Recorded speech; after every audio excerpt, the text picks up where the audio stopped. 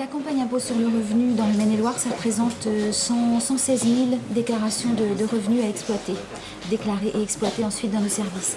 Et c'est surtout un nombre de contribuables à renseigner. L'an dernier, nous avons reçu 35 000 appels téléphoniques, nous avons reçu 40 000 contribuables en accueil physique dans nos centres des finances publiques et trésorerie de proximité.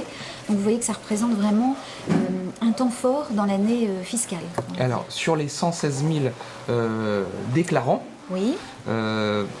On évolue tous les ans depuis 5-6 ans, voilà, depuis que cette télédéclaration sur Internet elle est arrivée, on progresse.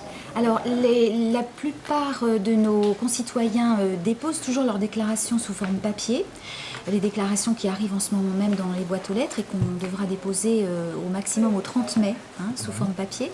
Mais 26% de nos concitoyens télédéclarent. Et cette télédéclaration a un avantage, c'est qu'elle autorise l'internaute à déclarer au besoin un peu plus tard, puisque la date limite est repoussée du 30 mai au 16 juin. Pour le Maine-et-Loire, ça dépend des départements, mais pour le Maine-et-Loire, c'est le 16 juin. Donc un petit avantage. Autre avantage de la télédéclaration, c'est que l'internaute n'a pas à envoyer ses pièces justificatives de réduction d'impôt ou choses comme ça. Donc c'est quand même une simplification assez intéressante. Et enfin, à la fin de la télédéclaration, l'impôt dû apparaît immédiatement. Le contribuable est immédiatement renseigné sur l'impôt qui sera attendu. Sachant qu'on peut aussi faire des modifications sur Internet. Absolument. Si l'internaute qui se met à son devoir de citoyen de bonne heure s'aperçoit qu'il s'est trompé, il a évidemment le temps de corriger et de souscrire à nouveau par Internet. Très très grande facilité d'emploi.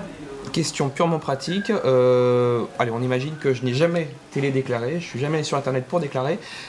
Comment ça se passe concrètement? Alors vous allez visiter le site impôt.gouv qui va vous expliquer toute la procédure. Et pour nos jeunes concitoyens qui sont spontanément plus enclins et plus tournés vers les téléprocédures, eh bien ils ont reçu théoriquement un courrier leur donnant un numéro de référence qui leur permet d'accéder pour la première fois à ce service. D'accord. Il faut préciser quand même qu'on a besoin de 2-3 données quand même. Alors, bien évidemment, il y a un certain nombre de mesures de confidentialité sur les données fiscales qui sont des données très personnelles. En France, nous sommes très attachés à la confidentialité et au secret fiscal.